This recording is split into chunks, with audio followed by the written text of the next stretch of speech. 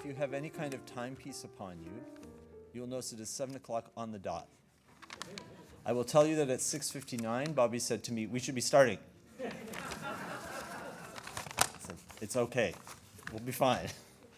So I am Charlie Kyle. I'm the principal of Innis College, and I welcome you all here for this wonderful event, the launch of 1 Minute More by Robert Rotenberg. And I will begin by, after welcoming you, by reading the land acknowledgement.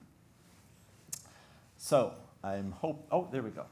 We wish to acknowledge this land upon which the University of Toronto operates. For thousands of years, it has been the traditional land of the Huron-Wendat, the Seneca, and the Mississaugas of the Credit. Today, this meeting place is still the home to many Indigenous peoples from across Turtle Island, and we're grateful to have the opportunity to work and to celebrate on this land. And typically when I deliver the land acknowledgement, I like to take an extra moment to ask people just to reflect on the spirit of what is contained in these words, because the land acknowledgement that we do at U of T is the same one across all events, and it's easy to just sort of let these words wash over you and not really think about what they mean. But what I often like to tell people is that we could not be here were it not for the land this building is sitting on. So if you think about the centrality of the land to your enjoyment of this event tonight, that may give you the sense of a kind of indebtedness we have to the Indigenous people who were responsible for being keepers of this land in the first place. So it's my privilege to introduce to you, by virtue of biographical information in the first instance, and then you'll see in the second instance, our two stars of tonight. So I will first introduce our moderator, Bob Ramsay. And I will say that Bob had quite the illustrious series of accomplishments that, were I to read them all, I think Bobby would then be going, are you aware it's 7:05? So I will not go to that length. I will simply say this. Bob Ramsay was born in Edmonton, Alberta, and graduated from Princeton with a BA in English and from Harvard with a diploma in publishing, to which I will parenthetically add, show off. He has been a speechwriter for Ontario Premier Bill Davis, again, show off, and for countless CEOs and corporate leaders. And he contributes opinion pieces on diversity, the arts, and bicycling for the Globe and Mail, the Toronto Star, and Maclean's. Since the pandemic, he has written a blog called Ramsay Writes. For 40 years, he has also organized the speakers series Ramsay Talks, you may see a pattern there, which presents some of the leading figures of the age, from Jodi Kantor and Neil Ferguson to Eric Schmidt, Sanjay Gupta, Mark Carney, remember that name, Manu Shafiq, and Susan Rice. He also teaches writing and persuasion to large financial institutions, a Canadian pension fund and its global offices, an international architecture firm, a world-renowned medical research and care facility, none of these are being named, several not-for-profits, and a large performing arts group. I should also add, this is not on the bio I was given, but I also understand that he's also a published author, a book called Love or Die Trying. So he knows what of he speaks when he shares the stage with our, I guess I can say, main attraction. Now, Bobby, modest person that he is, said, I do not want you talking about me, and his bio was like, he's written a few books. It was like, not even worth wasting air on. So instead, if you remember what happened last year, we are going to test your knowledge of Rotenberg Arcana by asking you this question, and then you can put up your hand if you know the answer. And I said, we should do this again. I think it worked quite well last year. And he said, I don't have any swag. So last year we gave out swag bags to people who got the answers right. And first of all, I'm thinking, well, why not? But that was never answered. So instead, I think he's made a much more generous gesture. He will read, is it any chapter? Yeah. Any chapter of the new novel? Yeah. Of the new novel to the winner. Or if you're like, well, I already read it, so I don't need it read to me, anyone else of your choosing. So for example, if you may have an elderly parent who would like to be read to, and who wouldn't want to be read to by Bobby. So the point is, that is what you are gunning for when you put up your hand to answer the question. So don't shout out the answer because you'll invalidate your ability to be the victor with each of these. So just wait, put up your hand if you know, and then do you want to choose the person who puts up the hand? Do you want me to do it? I won't know the people, so it's probably fairer if I do it. Okay, so here's the first question. I think this is an easy one. Okay, on Monday night, for the last 40 years, Bobby has played which sport? Should I exclude front row people, or is that okay? Because there was somebody here who had a hand up really fast. Okay, we'll go with you because it won't always be the first person, but you were very eager in your. Hockey, okay. So you both gave it, so I don't know if you both get to be read to at the same time. Okay, so, and I will just add that Bobby wrote to me when he gave me the answer was, my goal in life to have on my gravestone is for it to say, he was a better than average Jewish hockey player. Okay, so Bobby has 3 university degrees. So you must name all 3. So can anyone figure out what those 3 were? This is the home of the first one. So there's your. Okay. Well. Oh, was that you like a gesture, or you don't really have an answer? Oh. Okay. All right. So wait. So if I were to give you yes, a hint that. Okay, one is the obvious one, like the standard one upon which one builds. The second one is the one that would align with a profession. And then the third is a master's that might also. Like, I practically told you the answer. Come on, people. Where's a hand beside these 2 people in the front row? Yes, go for it.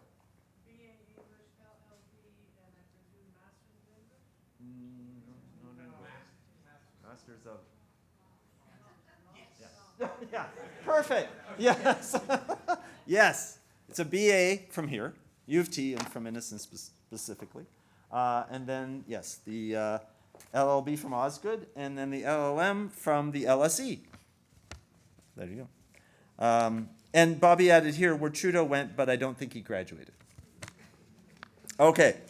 Now here is a tough one. How many of these should we have to answer? Well, there's 4. The question is, name 3 settings, but do we want to reduce it to 2 or?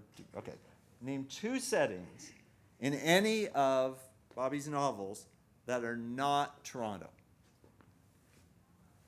So think of any setting in any of the books that are not. I can't ask you again. People are going to the one in their hands like, yes. That would be neither. But they were guesses. Does Vermont count? Okay, so you got 1. Do you want to guess? Where? Paris. No. You're in the right continent. Okay, we'll go back to. Sorry, we'll go back. Maybe Bobby will read you a paragraph. Yeah. Yeah. Italy. Okay, yeah, but you can't piggyback on his other one. You can't use Vermont from him. You got to come up with 2 of your own. Yeah, he said Italy, but that's 1. A small town in Ontario. Yes. Now, is this spelled right? Yeah. Do you know where to go look for birds? Yes. Yes, go ahead. Halliburton and Point Pelee. All right, Point Pelee. Yeah. Okay. All right. You want? Yeah. Well, I think you should kind of read all 3 of them at once, like have them all sit in a room because collectively they got it. Okay. All right. Now here's the last one, and this one has a kind of a tie-in. This is like going to be my promotional pitch for Bobby's career. As well as writing his novels, Bobby has co-written 2 episodes for what TV show? Oh, you want to try again? Yeah, okay, of course. Yeah. All right, and that, do you want me to make the announcement, or do you want to do it? Okay.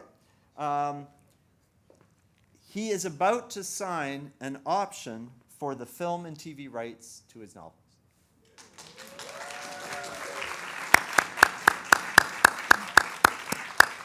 We're all very happy about that. And at this point, yeah, second round of applause. And at this point, I'm going to hand the microphone over to Lisa Ray, who is a publicist with Simon & Schuster and is, I think, Bobby's publicist for his novels. And she is going to take up the next part of this. Thank you so much. All right, good afternoon, everybody. As you know, my job is to pitch Robert and his books and convince you to read everything that he writes. So hopefully you'll find this as convincing as I usually am in my everyday job. It's a pleasure to be here celebrating 1 Minute More by the brilliant Robert Rotenberg tonight. And my name is Lisa Ray. I am a book publicist at Simon & Schuster Canada, and I have the joy of working with incredible storytellers, but none more so than Robert, who has been captivating readers for years with gripping thrillers, all while expertly balancing the scales of justice, both in the courtroom and on the page. Honestly, I'm not sure which is more stressful for him, defending clients or facing book deadlines. Robert's books pull us into a world with razor-sharp authenticity, suspense, and characters so compelling you almost forget to breathe. 1 Minute More is no exception. It's an absolute page-turner, perfectly paired with 80s nostalgia. So for those of you who miss mixtapes, shoulder pads, and a world without push notifications, this book is for you. A big thank you to Innis College, and in particular, Shayla Anderson. Also, a huge thanks to our bookseller tonight, Ben McNally of Ben McNally Books. And if you haven't bought a copy of the book yet, just a reminder that your neighbor needs one. Your mother needs one because Mother Day and spring is just around the corner. And let's be honest, books make the best gifts because unlike socks, no one ever fakes enthusiasm for a great thriller. Also a reminder of our silent auction tonight. We are hosting tonight where the winner will be winning their name in one of Robert's upcoming books, and you can find more details about that silent auction out on the signing table. And of course, thank you to Bob Ramsay for joining us tonight for what is going to be an unforgettable conversation. And finally, thank you, Robert, for being the reason that we're all here tonight. He is the most tireless, game for anything author a publicist could ask for. So without further ado, please join me in a round of applause for best-selling author Robert Rotenberg.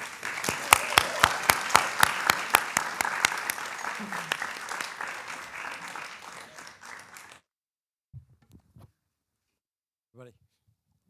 Is this on? This on. Yeah. Very quickly to start off, I'm very fortunate. My great friend Robert Charner suggested before my last book that I should get Davin Bajolski to do a video and tell you what the books are all about. So for the first few minutes, unfortunately I have to see myself on the screen, but this will be, I'm going to cue this, hopefully. We'll just see the short video. It can tell you a lot about the book. Is this going to work? I think it is. Hi, Robert Rotenberg here, and excited to introduce to you my 8th novel. I always wanted to be a writer, and even in high school, I was writing short stories. I once sent a short story to the New Yorker, which they sent a rejection letter, which I thought was pretty terrific. So recently I went back and looked at my box of early writing, and here they are, some of the earliest short stories, poems, diary entries, creative writing. So I was determined to be a novelist, but of course life doesn't always go in a straight line. After going to university, studying English, and taking a year off to try to write a novel, I really didn't know what I wanted to do, I ended up in law school, determined to never be a lawyer. So 10 days after I was called to the bar, I got on a plane and I went to Paris. And in France, I was the managing editor of Passion magazine for about a year.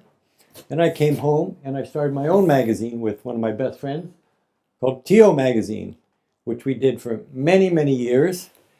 And finally, I was in my mid-30s. Our first child was about to be born. And I was broke. So I went back to practice law. And the very first day, I went to Scarborough Provincial Court. If you're a criminal lawyer, in Toronto. You'll know what Scarborough Provincial Court was like. I drove home that day and I thought, I can't do just this for the rest of my life. And that day, I started my first novel. Now, it just so happened on July 4th, way back then, we ended up in a place called Stanhope, Quebec, Derby Line, Vermont. It's a famous town right on the border. And we were there for the July 4th parade. It was a wonderful, typical spectacle. And I had this idea, well, what if a female assassin was crossing the border on her way to kill the G7 leaders? Mulroney, Mitterrand, Reagan, Thatcher, they all came to Toronto in July of 1988. I knew it was a fantastic opening scene for a book that I want to write one day. So that day after court, I started my first book. Here you can see my 1988 old box. I gave it some terrible titles. Get the G7, Kill the G7. Finally, I came up with the title, Heart House. I never loved the title, but it was all I could think of. Why Heart House? It's a world-famous, spectacular building. It's the place where on the last day of the G7 meeting, on the patio in the outdoor famous quadrangle, all the world leaders met. There's an extraordinarily famous photo of that meeting that's in my book. But I had a personal connection. I lived in my second year at University of Toronto in Heart House. On the third floor, there were 3 little apartments, and I lived in the middle one, which looked right out onto the patio. I went to work, and it took me 10 years to write the manuscript. Yes, 10 years. I submitted it to a bunch of agents in New York. I found in here one of my my submission letters, March 24th, 2023. I got an agent. She submitted to all the top publishers in New York, and again I got rejection letters, but they were good rejection letters. They said they really liked the writing. The one chapter they loved was about a small town lawyer driving his beat up old Camaro to court. Then a writer friend of mine said, Bobby, you're making a mistake every new writer makes. You're writing and rewriting the same book. It's not a book, it's a career. Put it away, start your second book. I started my second novel. It took 10 years to write Old City Hall. I'm proud to say it was not just a bestseller, but it was an international success. We sold it in 9 countries. Since then, I've written 6 more novels. What to do next? That novel in the drawer, Heart House, I had this idea. What if I made it a prequel? My main character, Detective Ari Green, is a young cop back in 1988, and he's chasing the assassin all the way to Heart House. I was nervous. I pulled it out of the virtual drawer and sent it to my 2 main readers, Catherine MacDonald and Gloria Cassidy. I said, I know it's got a lot of flaws. Tell me if the pages turn. Yes, they said. Then I sent it to my in-house editor at Simon Schuster, Adriana Kerr. She said, Bobby, wow, couldn't put it down. The bath water got cold. So I did what I always do. I went back to work. Editing, cutting, adding, editing, cutting, adding. But what was I going to call this book? Well, my brilliant editor, Laurie Grassi, came up with the idea that instead of chapters, we should have countdown. 6.15 hours, 49 hours, all the way down to 46 hours, all the way down to the last minute. It was a great idea. And then the title popped into my head. And here it is. 1 minute more.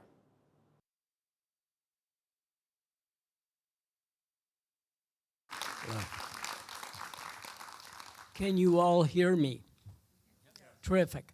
Oh, Bobby, the bathwater went cold. That is a review of this book, and I would suggest that that is the best possible review of any book ever. The bathwater went cold. Yeah? Bobby's had other reviewers, Ian Rankin, the peerless mystery novelist. But it's interesting because Bobby's been writing books since 2009. That's when Old City Hall first came out. But it was a very different world of books then. 2009, there were book reviewers, there were book sections, there were bookstores. But what there wasn't was social media.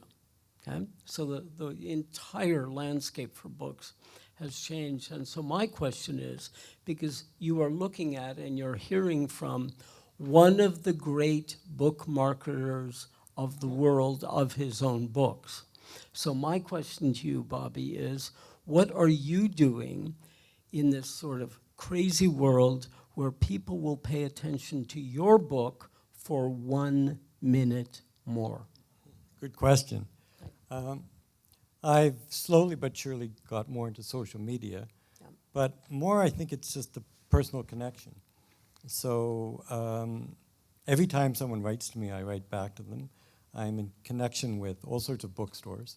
You know, Bob, when I started in 2009, well, first of all, I want to thank you. You probably don't remember, but the very first book event I ever did was at your house. Bob is the most generous man, and he phoned me, said, "You're going to come to my house? Everyone's going to give me $20. You're going to talk about your book?" I said, "Oh, my God." At the end of the night, he stuck all the money in my pocket. He said, "Go home, keep going."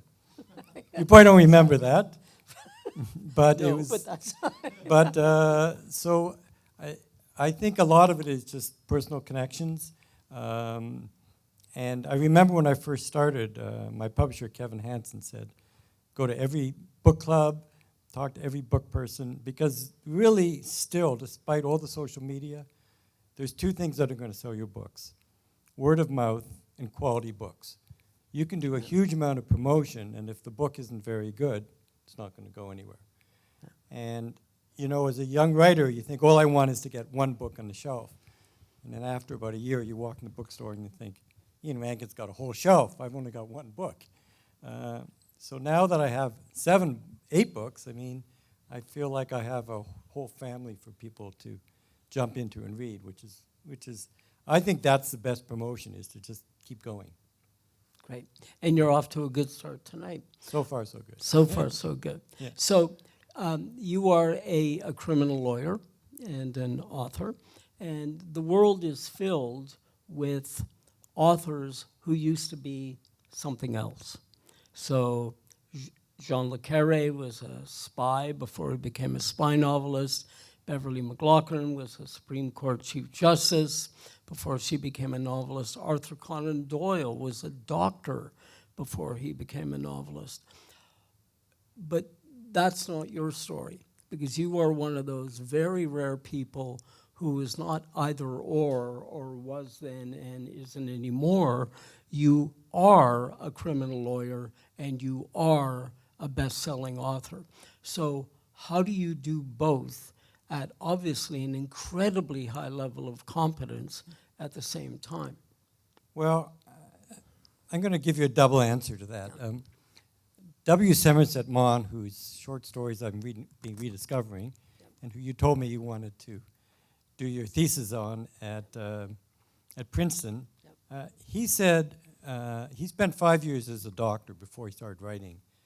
And he said that he learned everything he needed to know to be a writer about the human condition by being a physician. And I think he worked at a very poor area in London. And I meet people in my law practice at the worst moment in their lives. I mean, when you're coming to see a criminal lawyer, you're in crisis.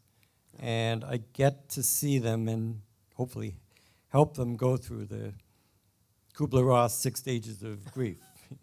You know, shock, anger, denial, bargaining, depression, acceptance. And my late mother once said I'm more a social worker than a lawyer. And I'm proud to say in the last 15 years, I settled all but one of my cases. And I've done that by learning people's story and learning who they are and getting them to kind of understand their own story. And took me a long time to kind of realize that's the essence of writing characters too. And characters aren't just one-dimensional, but they're people who they were, who they become. And so this book, when I decided to write a prequel, I'd written 7 books about R.E. Green and Nora Baring, who's his friend, and then to go back and think of him years before who he was, it was very exciting because it's kind of like I got to recreate his backstory, which I kind of knew, but I've gotten to know a lot better. I've gotten to know him a lot better doing this. So you I'm said, not sure if I answered your question, but it was a good sure, answer. but So. let me take you back to the question. Yeah. In the video, you said that you were broke, so you went back to criminal law. That's not true today. Today, you are basically. I guess my question is, why does a guy like you work 2 jobs? Well, ask my son, my daughter. That's right. Well, first of all, it's very hard to give up on something that you've been doing for, I've now, despite not wanting to be a criminal lawyer, I've been a criminal lawyer for about 35 years, and I really help a lot of people. And it's very hard to just kind of walk away from that skill. I mean, all of you think of yourselves like Liz. Can you imagine stop doing art? I do think one feeds the other. Not trying to be overly modest. I don't think it's really so extraordinary because almost everyone here do many different things. You might work full time and be an amazing cook or gardener or whatever. It's just what I choose to do. So, and there are a number of writers who have been writers and work full time their whole lives. But when all of you buy 100 books and get another 500 people to buy 100 books, and then we do get this film made, and then I don't have to practice criminal law, then I'll probably write full time. Right. Good. But until then, yeah. And you know, I think if I had the whole day ahead of me to just write it, I'm not sure how that would feel. In fact, I think if I was doing that, I would probably be writing 2 books at the same time. I just heard from a publisher that's what Frederick Forsyth would do. He'd work on 2 books at the same time, or co-write. There's a musician, my friend Mladen, he and I just co-wrote a musical, so stuff like that. Terrific. Yeah. So you are in mid-career with the R.E. Green franchise, and you've built this detective in these novels painstakingly over the years. And then your last book, suddenly you went someplace else. Right. And it wasn't an R.E. Green novel. And it's called What We Buried, and it is basically a Holocaust novel. And this new one is an R.E. Green novel, but it was written, as you heard, long ago. Okay? So I guess my question is, and lots of, and it's interesting, mystery writers mid-career break and they go and write different kinds of books. Sometimes they change their names when they write these different kinds of books. Sometimes they keep their names. So I guess my question is, was What We Buried a one-off, or are you going there? I guess my question is, what is your question? because we all love R.E. Green. I want you to keep giving us R.E. Green. Like, don't ever not give us R.E. Green. Okay, and we've discussed this, you and I. Yeah. Ari's still there, but the joke was after, because I tried so hard not to write what they call a legal thriller, and then of course I said I don't want to be called Canada's John Grisham, which now people call me Canada's John Grisham, but at some point I just didn't want to continue writing courtroom dramas. I loved writing courtroom dramas, but I didn't want to feel like I was writing the same book over and over again.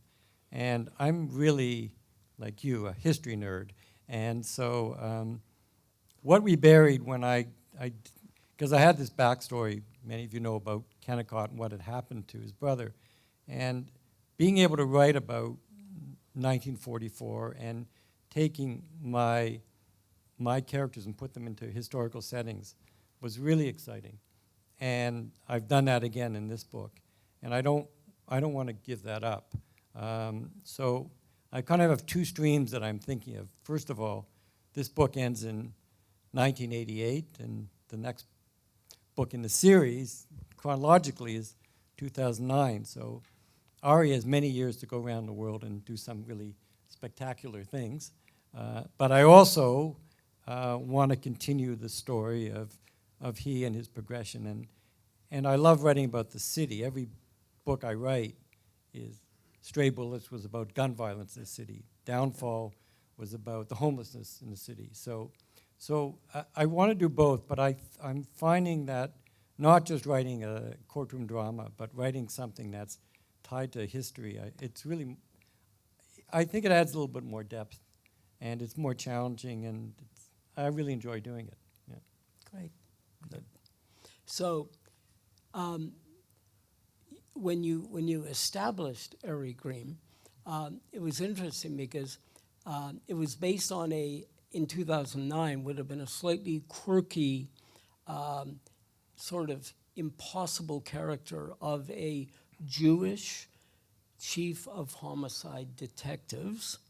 And it turns out that there was, Mark Mandelson, a Toronto Jewish chief of homicide detectives.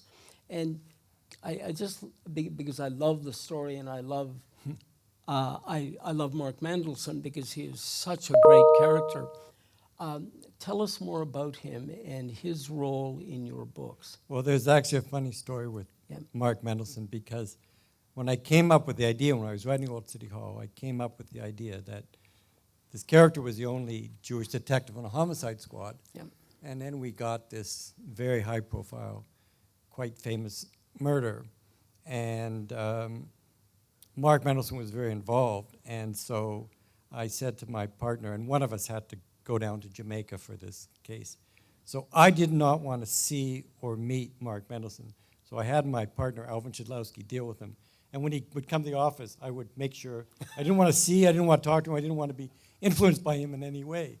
So I didn't meet him for about 3 or 4 books, and now his office is in my office in Eddie Greenspan's old building. So, so it's kind of like fiction and fact and fiction. But I'll tell you a cute little thing. In the book, see, the writing about 1988 was so much fun because, I mean, one of the things in the book is that the chief detective is given this big, huge thing called the brick, which was the first phone. Remember the Michael Douglas movie? Everyone's nodding, Right. You know. That was the very first time in Wall Street that was in a movie. So, and one of the things that I'm finding, I'm not sure if any of you find, is that too many of these Netflix shows now, it's like this device. Oh, they went on the computer, or they did a search, or they text. So no one can do any of that in these books. So one of my favorite things in the book, when I rewrote it, was Detective Green is stuck on his bus going from the Quebec-Vermont border to Montreal, and he can't communicate with anyone for an hour and a half. And then he gets off in the bus station, and he realizes he doesn't have a quarter. So he has to go buy a chocolate bar so he can have a quarter to make a phone call.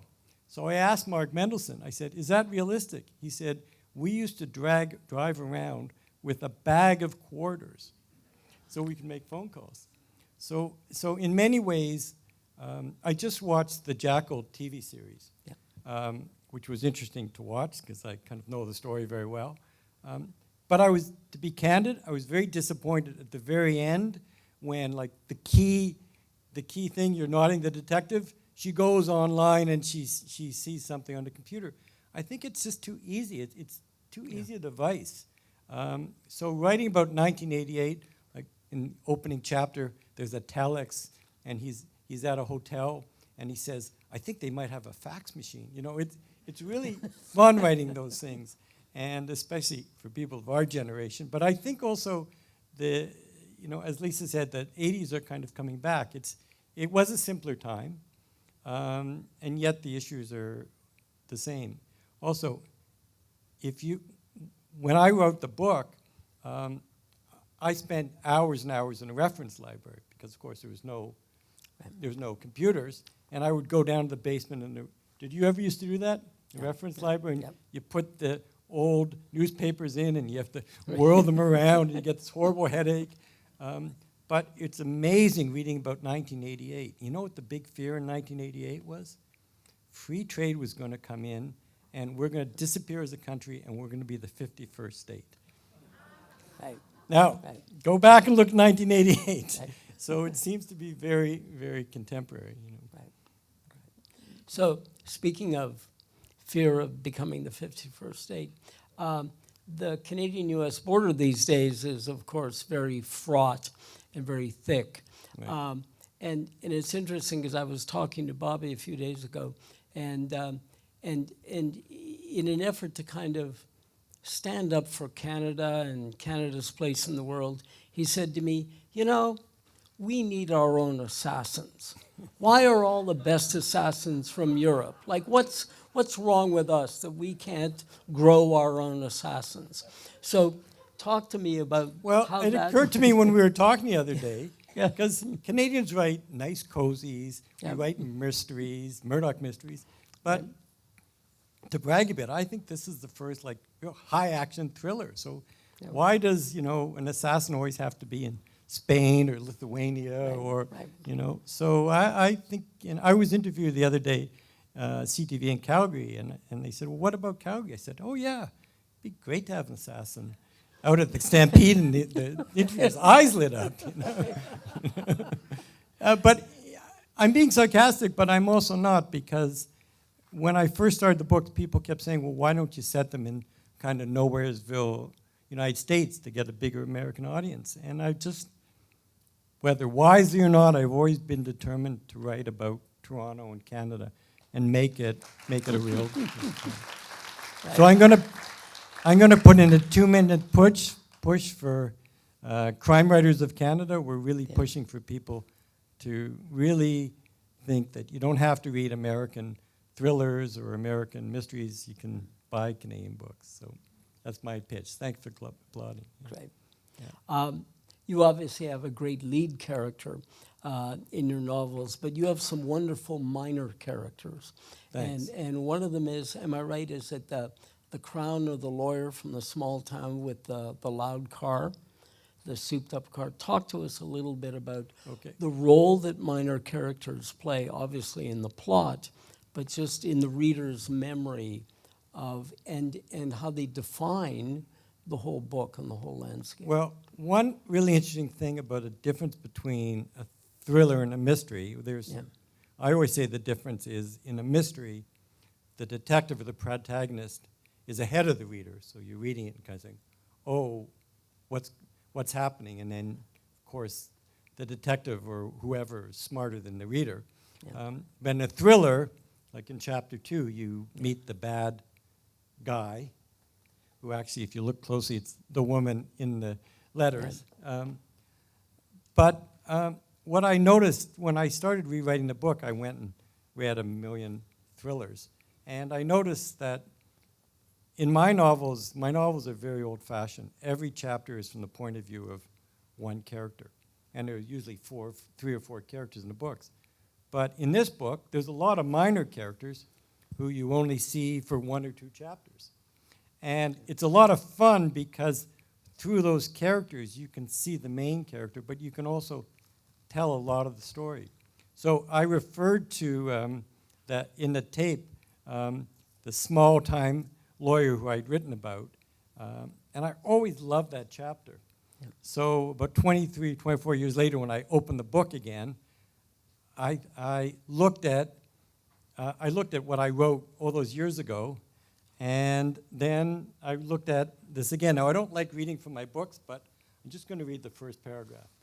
Because I spent years going to small towns in Ontario, and in every small town in Ontario, there's always, and it's almost always a guy, not always, who was like the high school quarterback, whose parents and grandparents were local royalty, and who's on his 2nd or 3rd marriage, and driving a beat-up old car.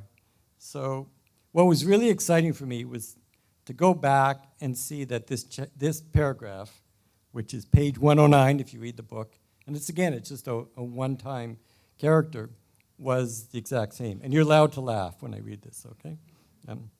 Frank Osgood knew he was late for court, but fuck it.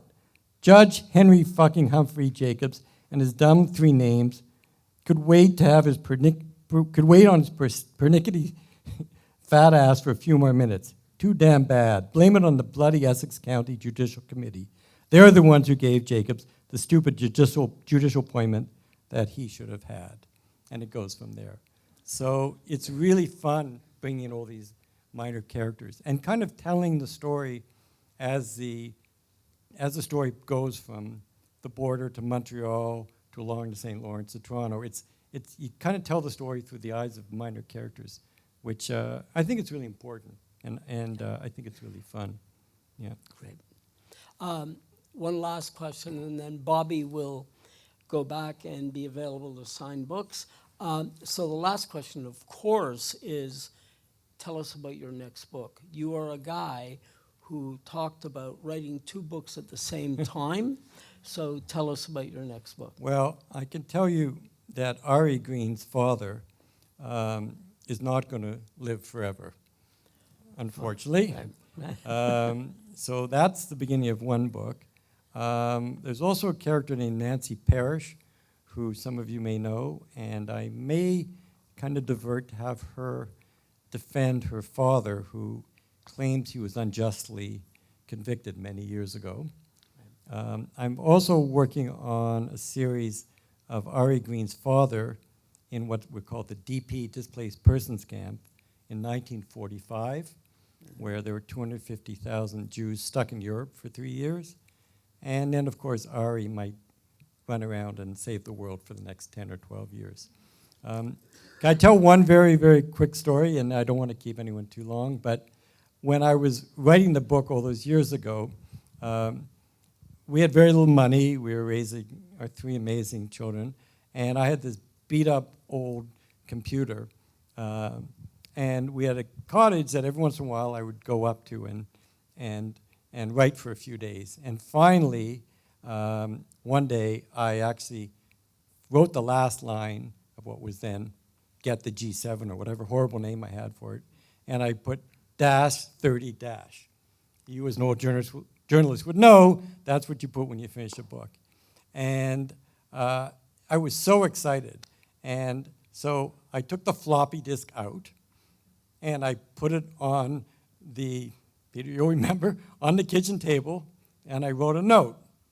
And I said, if I die on the driving home, this is my novel. So that was the world back then. Anyhow, listen, I'm very, very honored that you all came out. And I want to say one thing very quickly.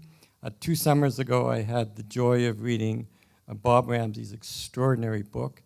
Bob is really an incredible treasure and extremely frank, and his book about his life. Well, I knew Bob when he was the bon vivant of Toronto, when I was running the magazine, and his life and how it collapsed when he was 40 years old, and his recovery and his extraordinary life now. It's a great, great book, and some of them are for sale. So I really highly recommend it. It really made my summers 2 summers ago. Thank you, Bobby. I must say it's hard to cut somebody off when they're talking about you, but that's fine. Anyway, thank you all for coming. Bobby Rotenberg, thank you so much, and there we go.